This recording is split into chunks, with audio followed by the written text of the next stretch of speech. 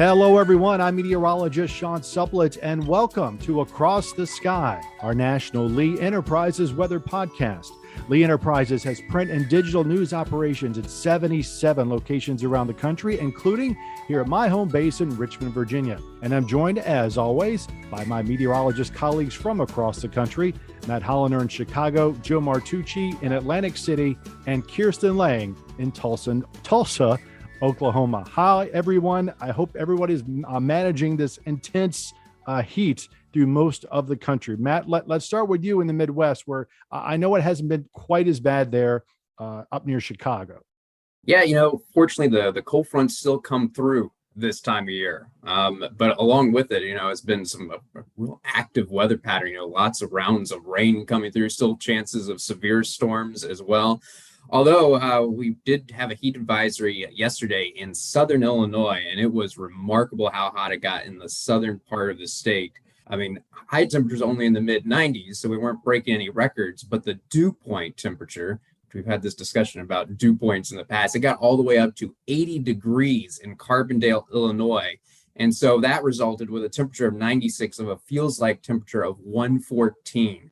Just incredible to see a feels like temperature that high that far north. I mean, I know it's southern Illinois, but that's still pretty darn far north to have a humidity level that high and a feels like temperature that high. So that was something that was pretty remarkable. So even in the Midwest, we're feeling this heat wave. Yeah, that's absolute madness. And speaking of high humidity, Joe, let's go to you in South Jersey. How's the Jersey Shore, buddy? Peak summer season, everybody's at the shore. We're actually water temps only in the 60s. So actually we've had, a lot of offshore flow. Well, we got that upwelling going on with something called Ekman pumping. We'll save that for another. Wow. Yeah. We'll save that for another podcast. But we got dew points in the mid to upper 70s. That is quite sticky for us here. And just trying to stay cool, stay in the air conditioning. That's what's going on. And Kirsten, it has been absolutely torrid there in Oklahoma. How are you managing there in Tulsa? Yeah, do I take the cake on this? I think the cake is melting. I don't know. It's melting. You could bake a cake maybe in your car. I think what has helped us is that the dew points have actually been down a little bit. And we were talking about this. Joe has, brought up the fact that our dew points are only in the 60s right now. We've had kind of a series of a few just weak fronts that have, helped with that. But man, these temperatures, it's relentless. And, we haven't really set any records for daily highs because all of those occurred back in the 30s, back in the 50s. And then we had a little wave in 2011, 2012. But it's just this prolonged heat, it's just every day right around that 100-degree mark. And of course, some days have been 99. And so you don't quite hit that 100-degree mark. But, what's the difference, 99 or 102? It's all about the same. It feels about the same. And that really is the topic as we are in peak summer here in now latter part of July, not just Oklahoma, but in Europe recently, we've all heard about the intense heat in England and now on the continent itself, as it were. And with that, we want to bring in our guest for this week, Kathie Dello. Kathie is the director of the North Carolina State Climate Office, and she is the state climatologist for the state of North Carolina. She was a lead author for the 2020 North Carolina Climate Science Report, and also a member of the Climate Advisory Panel. Before that, she was in Oregon as the deputy director of the Oregon Climate Service for about 10 years. She has a PhD in environmental sciences from Oregon State and a master's in geography and bachelor's in atmospheric science from the State University of New York in Albany. Kathie, thank you for joining us on Across the Sky. Thanks for having me. Really happy to be here. It's great to have you. Appreciate you taking the time with us this afternoon. First off, tell me how you kind of got to where you are now with regard to your interest in weather and climate. Yeah, so I was a pretty precocious child, and we were in preschool, and we learned that day the earth was rotating, but we couldn't feel it. So I walked outside for recess, and I went to preschool in a church, and I looked up at the steeple, and I saw the clouds moving, and I ran over to my teacher and said, "You told us we can't see the earth moving, but I see it moving." Thinking I had discovered something huge here. And she said, "No, the clouds move." So I got really invested into learning why the clouds moved, what the clouds did, and a lot about weather. I grew up in Western New York, so a ton of lake effect snow. There was no hurricane that formed me or my interest like a lot of meteorologists, but really just set off on a path to go to school for meteorology. All right. So how did you get so involved in climate science from there? Yeah, that's a great question. So I am a terrible forecaster, and I realized that in undergrad. And I also realized that I didn't like shift work, and I just, all the things you need to do to be a great forecaster, I did not have. So it's junior year of undergrad, and we're starting to think about, graduate school or other careers. And I started to do an internship with the US Geological Survey. And I did some soil carbon analyses for them and started to ask questions about climate and the planet, and realized that there was a lot I could do with my degree and my knowledge that wasn't directly forecasting. So went on to graduate school in geography and worked for New York State for a bit, including some of their very early climate initiatives. And you've been deep in this for a while. So with that, I want to to kick off the discussion. We know that, the scientific evidence for a warming planet is overwhelming, right? So in a situation like what we've had with this extreme heat and at several locations across the globe, what are some of the strategies that you use to communicate this connection in the most straightforward way possible? Yeah, so as a state climatologist, I work in all 100 counties in North Carolina. I live in Raleigh and I'm at NC State University, but it often means that I travel out to Western North Carolina and sit down with folks and just talk with them about what they're seeing and what they're concerned about. And heat and weather always comes up. Everyone loves to talk about the weather. And that's where I'll start. A lot of my conversations is just getting to know people and talking about some of the things that we're observing and we're seeing. And I try to stay away from belief. Do you believe in climate change? Science is science, no matter what we believe or not. If I walk off a plank, I'm going to fall because of gravity, whether I believe in it or not. And I feel the same way about climate science, but often my entry point is usually through weather. What are some of the first couple of things that you discuss in terms of the evidence, like how we know what we know about the warming planet, and how we know it's us? Yeah, so we can do laboratory experiments, and people have for centuries, adding heat trapping gases to a space and showing that it warms, and the planet is doing absolutely what we would expect by adding heat trapping gases to the atmosphere. And we can show a lot of proof. People like to see numbers. People love to see data. We have our fitness trackers. We have that for the planet as well. So we can look at temperature records, and we can see that it's warmed overwhelmingly across the globe, maybe a little bit differently across the US, but we've seen warming. We can look at the Arctic and ice and see the big declines in ice. So obviously ice is going to melt when temperatures are warmer. And then we talk to folks a lot, especially in North Carolina, about their lived experiences after 3 big hurricanes. So that's Matthew, that's Florence, and that is Dorian. And folks can say, that never happened in the past like that, or we'd get a hurricane and we wouldn't get the flooding that we got with Florence. So it's a little bit of data and also just a little bit of story as well. Hey, Kathie, Joe here. So I just want to go back to the heat. Something I always like to tell people about, it's not just the daytime highs, right? It's what happens at night. Do you ever have those conversations with people? And if you do, how do you explain that to them? Because, saying, oh, it's going to be 80 degrees more often at night might not sound like that big of a deal because the number's 80 and not, let's say, 100 or 105. Yeah, we've been having that conversation with a lot of folks. And in North Carolina, if you look at the past 7 years of nighttime minimum temperatures, it was like a stair step until last year, which was 11th warmest on record. But each one was consistently warmer than the past and setting a record. And that really resonated with folks, especially farmers, because they understand the difference between daytime and nighttime temperatures very acutely, because a lot of the things we grow in North Carolina need a certain amount of cool temperatures or cool hours to actually develop, like stone fruits, like peaches. So they're seeing that change and asking questions about that. But also from the public health angle, my AC is blasting right now, but a lot of folks don't have access to cooling in North Carolina. So they see those really hot nights. They feel the stress of the heat overnight.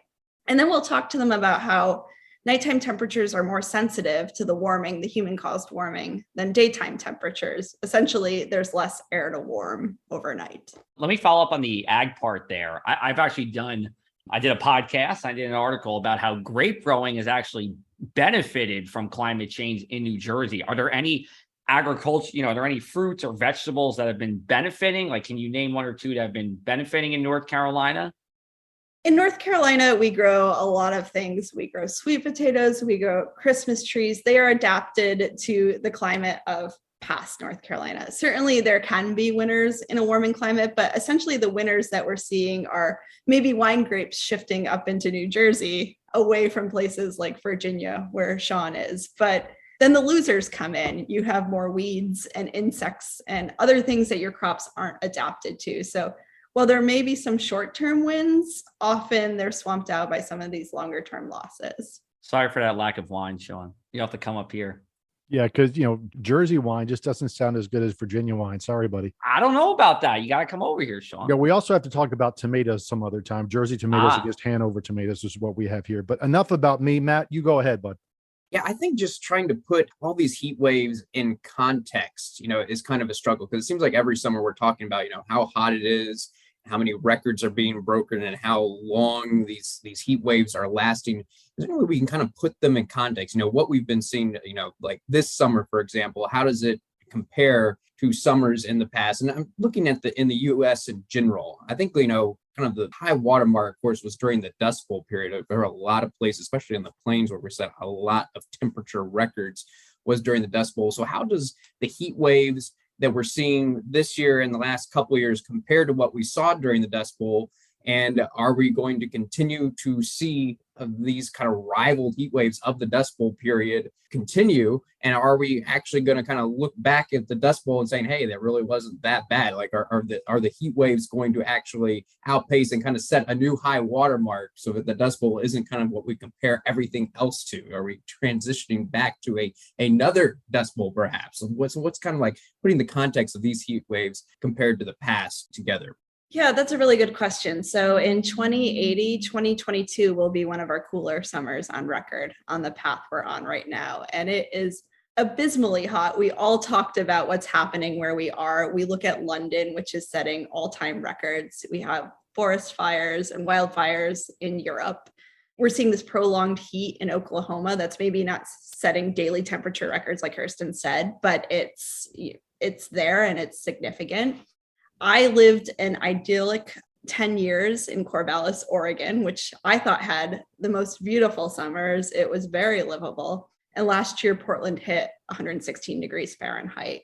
So we're coming at those Dust Bowl records, not just in magnitude, but also in duration and length. So I think what I've seen over the past week with the European heat is kind of this renewed focus on, well, it's not just the US. We can't just think about these US records, but wow, our British friends always say, it's too hot when it's 80, and now they're seeing temperatures like this. And I've seen maybe a kind of shift toward, wow, this heat is actually a really big problem and we have to solve it over the last week. So certainly putting these things into context is really helpful.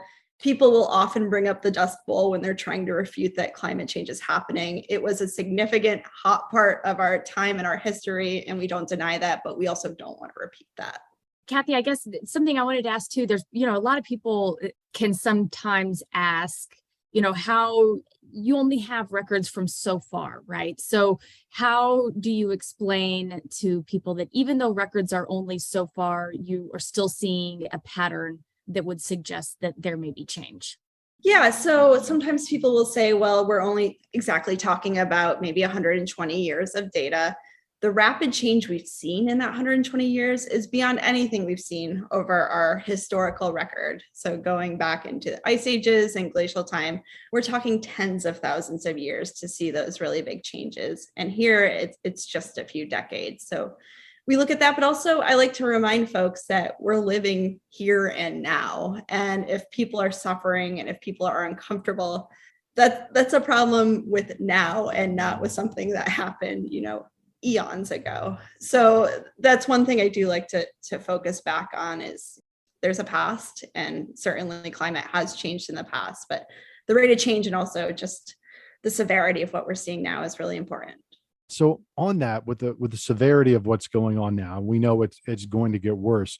One of the things that I have a hard time communicating is just how much worse it's going to get, knowing that a lot of the decisions that we do make regarding generation of energy, regarding transportation and those things over the next 10, 20, 30 years are going to go a long way in determining how hot it ultimately gets for my grandkids, toward the end of this century. How do you walk through those different scenarios, Kathie? Because we know that we're all not going to just shut off CO2 next week. That's just not going to happen. We know that we theoretically need to figure out a way to get it out of the atmosphere at scale, and there's no obvious way to know how to do that. So when we think about different scenarios, how do you kind of put those forward when you're talking to people? So like I said, 2022 will be one of our cooler summers of the 21st century. And that is with big policy change or no big policy change. And I like to tell people that there's still time to take some action. When you fall asleep on the bus and you miss your stop, you get off at the soonest stop after your missed stop. You don't just stay on till the end. And we've fallen asleep on the bus and missed a lot of stops, but there are a few left. So we can take some action and reduce maybe the amount of warming and the amount of these severe hot days and heat waves that we'll see in the future. But we also need to, again, today, save ourselves now and our neighbors, and especially the most vulnerable among us, and invest in adaptation and resilience. You mentioned the grid. We are taxing our grid across the entire country. We see blackouts when people are trying to cool. We just don't have the capacity that we need to provide people sufficient cooling. It's expensive. People turn off their air conditioners because they see their utility bill. I looked at mine and kind of gasped. And, we can invest a lot now into some heat mitigation. So I do talk with people about resilience, because when we're talking about reducing fossil fuel use or big policy change, it's something that an individual person feels very powerless about. Yeah. So I do want to talk about that. We're coming up on 20 minutes. So I want to take a little bit of a break right now, give everybody a chance to catch their breath. But when we come back, talk with Kathie Dello from North Carolina state climatologist there. We want to talk about some solutions, what people can do as individuals, and what are some things that we can and maybe can't do as we go forward this century regarding climate change. So stay with us. We'll be right back on the Across the Sky podcast. And welcome back to the Across the Sky podcast. I'm meteorologist Sean Subble, along with my colleagues, Kirsten Lang, Joe Martucci, and Matt Holliner from the Lee Enterprises weather team, talking with North Carolina State climatologist Kathie Dello. Kathie, we talked a little bit before the break about what we can do about climate change. No one person fixes this, obviously. This is a massive problem, and it's a long-term problem. But what are some things an individual can do without spending an awful lot of money? We hear a lot of solutions, but some people say, well, I can't afford to do that. So what are a couple of things that people can do that will scale up and as it adds up and ultimately make a difference? One thing that people can do is just build community and act locally. So we see a lot of really innovative policy around transportation, around housing, when people get involved with their town councils and planning boards. And I know it doesn't seem like that can affect a lot of change, but it really can. So maybe low-income housing is built in a place that has access to green space, so those folks aren't living in the hottest parts of the city. Or maybe some transportation policy is put into place so that there is ample public transportation, so folks aren't walking a mile in the heat to get to their nearest bus and sitting outside in the blazing sun for that. So that's something that people can do, but also building community and checking in on each other on these really super hot days. I mentioned that folks may be turning off their air conditioners or can't afford to run their air conditioning. Checking in on your neighbors, making sure they're okay. Is there anything you can bring them? Can you point them to a cooler space, maybe a library or a cooling shelter? We need to lean on each other in this changing climate. And I think galvanizing our action from the ground up, not just in terms of policy, but in advocacy is what we need to do and what we can do as individuals. You mentioned some of those simpler solutions, which is awesome. I'm assuming when you talk with people about this, right, there's always probably going to be some people with a level of skepticism about it. My question's a little bit deeper than that, which is, how do you explain what is going to happen in regards to the different emissions scenarios and pathways? Because, there are if we don't do anything, this will happen. If we take a reasonable, approach, this will happen. Or, according to current policies, it could be something in between. I always find that to be difficult to kind of to explain, but, you're versed in climate, working as the climatologist. So curious to see how you explain those emission scenarios and how that relates to what the future climate would be.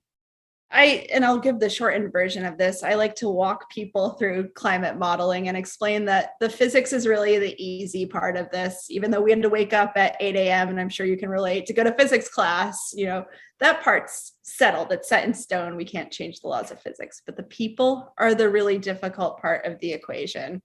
And since we're performing one experiment on our planet right now, and it's the planet we live on, we have to recreate it in a computer.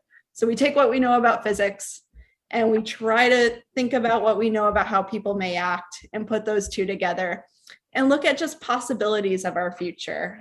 I would say, as far as skepticism, I get so much less hate now than I used to. And I think part of it is just people have come to terms that the climate's changing and will continue to change, and maybe are more receptive to hearing about modeling and projections. But also, I do like to point to some of the model projections haven't shown some of the extremes that we've seen in the recent past. I wouldn't have seen 116 degrees in Portland again in a climate model projection. So in some ways, they're a little bit conservative, and it's a best guess. And I can't tell you what the weather will be 20 days from now, let alone, 20 years from now, but we're just trying to plan for a different future.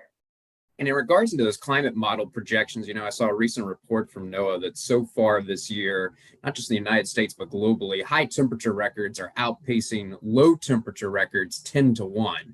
And we've seen this in past years too, with just a whole bunch more high temperature records being set than low temperature records. So I know there's always the chance that you can set a low temperature record, but theoretically going forward, could there be a point where we no longer set low temperature records? Is there a threshold that we could pass where we are no longer going to be able to set low temperature records? The climate warming so much that becomes theoretically impossible to actually set any more low temperature records. I imagine that would not be a point really far out, but could that be possible? Could we actually reach a point where we had so much greenhouse gases? Is there a warming scenario where we actually no longer set low temperature records? Certainly, that's a possibility pretty far out. I'm taking those 10-1 odds on setting high temperature records if I'm going to Vegas. But as we saw in Texas and Oklahoma in the recent past, it can get very cold still. So the atmosphere is still throwing us some curveballs. You've got to deal with this new extreme heat that you haven't seen in the past century. And actually, it's going to get really cold too. But you're right. We're going to bump up all those daily temperature records and keep bumping them up and bumping them up. And, maybe we will get to a point where we can't set low temperature records anymore, but we're not there right now. Kathie, one of the things that I still hear a lot is about how do we know what happened years and years and years ago before there were instruments? Can you talk a little bit about paleoclimate reconstructions, going back to ice cores, sediment cores, and those kinds of things? This isn't my direct area of expertise, but one of the things we do at the North Carolina State Climate Office is we work with a lot of students and we try to get them looking at climate in different ways. And we had this old tree outside our office and they cut it down one day, and a smart thinking staff person on my team ran out and said, "Can you make us some tree cookies?" And you can take these pieces of the tree, and essentially it does look like a giant cookie, and count the tree rings in it. And you can see periods of drought and you can see periods that are wetter than others. And we use that to talk about how paleoclimate works and how we maybe didn't need thermometers 300 years ago because we had the trees that are telling the story. So we can do that through trees, we can do that through ice cores, we can do that through air bubbles, all sorts of cool things that my colleagues work on, but I'm just a modern times person. I know we've kind of touched on this, but if there's something that someone listening to this could take away from, if we don't do anything right now, if we just kind of continue to be the way that we are, what are some consequences that we could see just in our daily lives with how things are going heat wise? I guess I should say heat wise. So almost everybody has complained about the heat that I have spoken to over the past week or so, and this will become a normal occurrence. The farmers market in Raleigh, the downtown one, doesn't operate in July because it's too hot. Maybe it doesn't operate in July and August. So that's just a small thing that could happen. But our neighbors, the most vulnerable among us, are suffering right now, and it's going to get worse. We are going to see people die from heat in this country, and people that we know. And that is absolutely heartbreaking. It is something that we can fix still, and that we could have fixed a long time ago, but we're going to see real suffering in this country. And I hate to say that, but if we're in 2022 and seeing this prolonged heat and heat illness and all sorts of things, what does 2050 look like? So really, we do need to take some action on climate, or we're going to see summers that are just so brutal. Kathie, I'm wondering if you think we've reached a point where everyone in the US should have air conditioning now. Because I know when I moved to Chicago, there were apartments that I was looking at that AC wasn't built in. It was optional.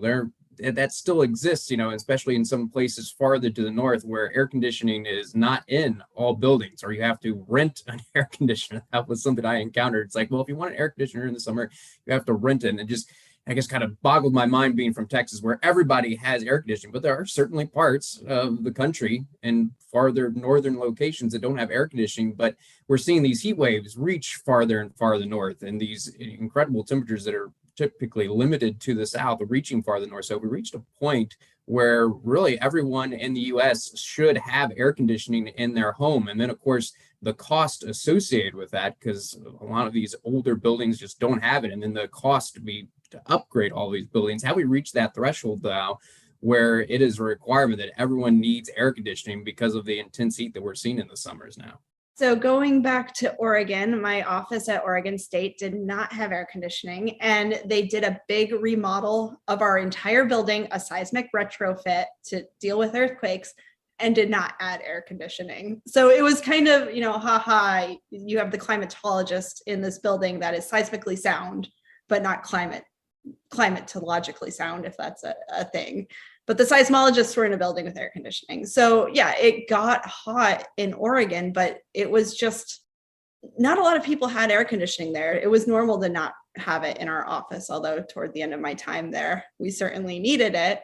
And yes, everybody should have access to cooling, whether it's in their home or whether it's a safe place that they can go that is cool.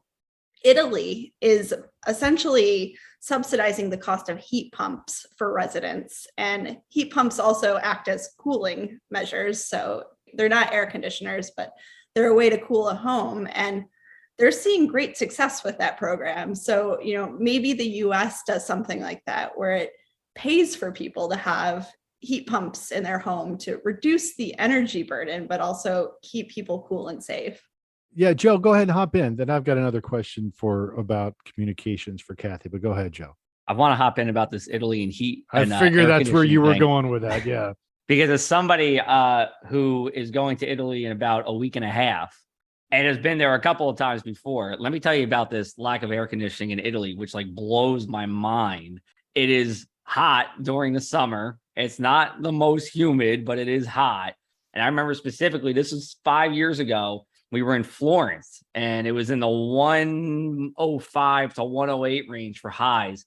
So we had dinner reservations. My mom, who is notoriously hates heat, we went there. She had the reservation. She said, okay, we're here, blah, blah, blah, blah. And they said, okay, would you like to sit outside or on our first floor? And my mom's like, this is the first floor of air conditioning. You're like, no. She was like, I can't go here.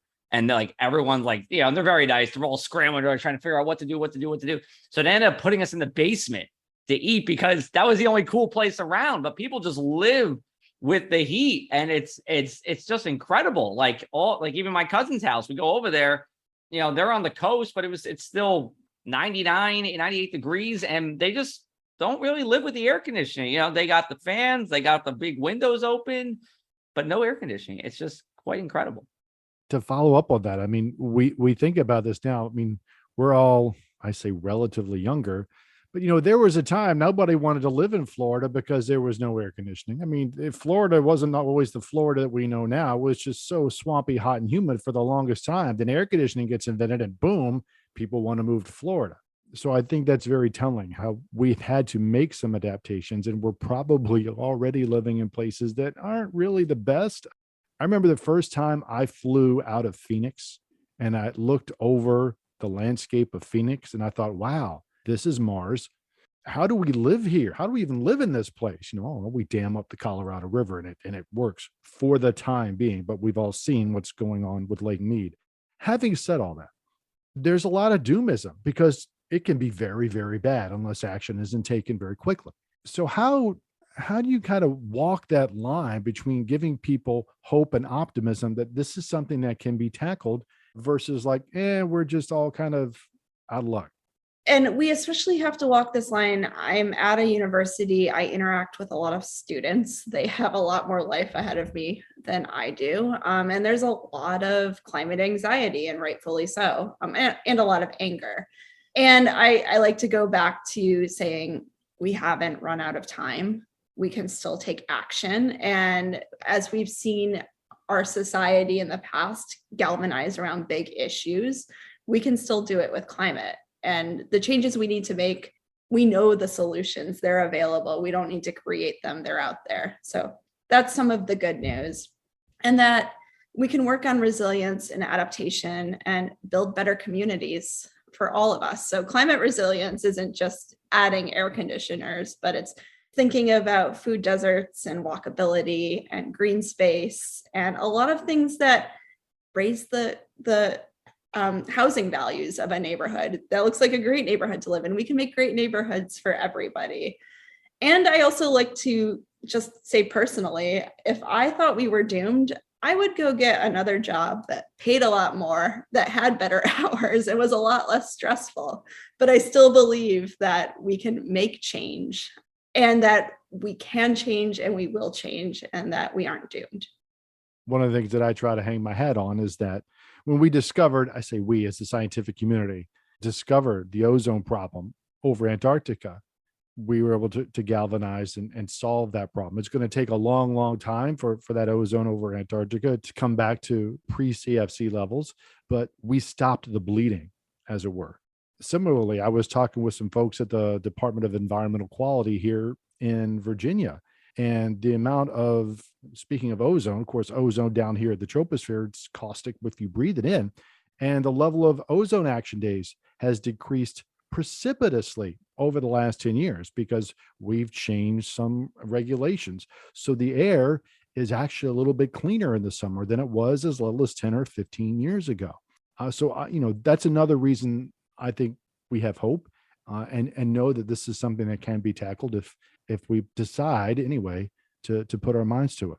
What else do y'all have? Kirsten, Joe, Matt, what else do you have? Or if we could talk about urban heat islands a little bit, because that's part of the problem as well. Of course, we know that's not just the only problem, because then we would just be seeing warming in the cities, and we're seeing it in rural locations as well. But I think that has to be discussed as well. As our cities get bigger and all of the pavement and all the additional building we're doing, that's contributing to the problem as well. So do you have any numbers that kind of show how cities are warming even more so than rural areas, and what can be done to try and limit the impact of the urban heat island that's adding to the warming temperatures that we're seeing?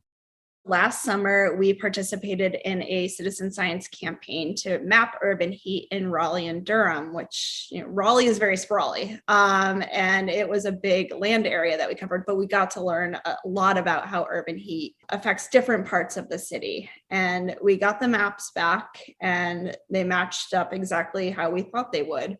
The parks, the affluent areas, the places with lots of trees and green space, the communities that I talked about earlier that we want to build were cooler than a lot of the lower income communities of color. Some of the flood prone communities in Raleigh were a lot hotter.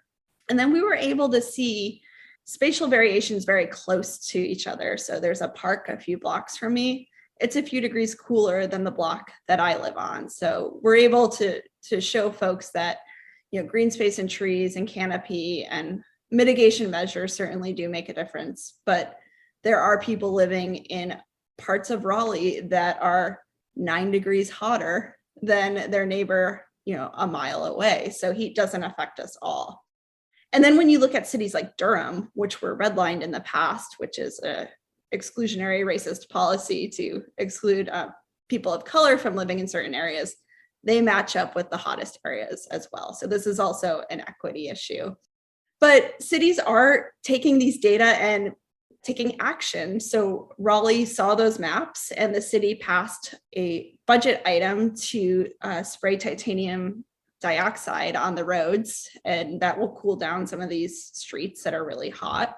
And they're also going to put some stormwater and heat projects into place in certain areas. So this is a good thing that where we can take the data, we can generate it through citizen science, and then we can take some action with it. But you're absolutely right that we're developing and we really need to be thinking about adding green space and cooling measures to what we're developing. Yeah, one of the things we have learned, especially these last several years, is how important land usage is. And we've all kind of known about the urban heat island, but I think we've learned so much more about specifically the urban heat island is not one big bubble. It is very, as you said, it's redlined. Certain areas are going to be hotter than others for unfair housing practices that go back a century ago and things that we still are dealing with today. Kathie, we're going to wrap it up. So I want to say thank you so much for spending some time with us this afternoon and talking more about climate change solutions, what we know, and what we can do going forward. Thank you for having me. Absolutely. All right, everybody, we'll be right back with a quick wrap up on the Across the Sky podcast. And welcome back to our closing thoughts on today's Across the Sky podcast. We had Kathie Dello, the state climatologist from North Carolina. She's there in Raleigh at NC State. Wonderful insights on climate science, things we can do, and how to keep from this doomism that we know can be so prevalent. What do you guys think? Yeah, I agree, Sean. I mean, it sounds like she's very involved with the community one. I think that answers a lot of questions, not only in climate change, but life in general, where if you see people and talk to people and meet people, you realize that most people are trying to do their best and mean well. And I think that's the same for climate change. I mean, there's been a couple of times where, people, and let me back up. Like Kathie said, most people, understand that climate change is a problem and something that, we have and continue to do something about.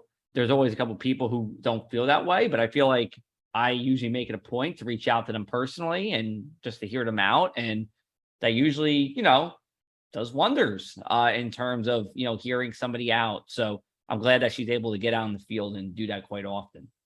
I think she was just very real too. This is her life's work, and I think she's just very down to earth about it. And like she said, it's just not all doom and gloom because she wants to stay optimistic. And so I think, she has a great positive attitude about situations too. It's easy to get to that doom and gloom because it is an overwhelming problem that we have. And the only solution is really if everyone in the world contributes. Because if we do everything right in the US, for example, if we all get on board and we, cease greenhouse gas emissions, well, we still have all the countries in the world that are still emitting greenhouse gases. So it's not just one city that can fix the problem. It's going to take all the cities in the US. So it's really going to take a combined effort. And when we see how much disagreement there is in the world, how much conflict there is. It seems like, how could we ever get to a point where we all work together on the solution? But this is something that impacts everyone. When it comes to climate change, this is impacting the entire globe. So if there's any issue that we can all get behind and work to solve, this is the one. If there was ever a way to world peace, I would say this is the one, because this is something that impacts everyone. And like, it's our future of humanity is climate change. So it's something that I will stay optimistic and hope that we will continue to find a way and find solutions for this problem. We will come together as a world to fix this. I hope so, at least. Yeah, I mean, it is a very long-term thing. I try to tell people the longer we wait, the worse it gets. But, there is room for optimism. As Kathie mentioned, coal use is already on the decline. So again, that's just one thing. And there's a lot of things that still need to happen. But I don't want to paint things like, hey, this is going to be Venus in 100 years. No. That's not going to happen. So I want to say goodbye for this week. But thanks again to Kathie for joining us from NC State. And for my colleagues, Matt Holliner in Chicago, Joe Martucci at the Jersey Shore, and Kirsten Lang in torrid Tulsa, Oklahoma, I'm meteorologist Sean Sublett from the Richmond Times-Dispatch. Thank you for joining us on Across the Sky.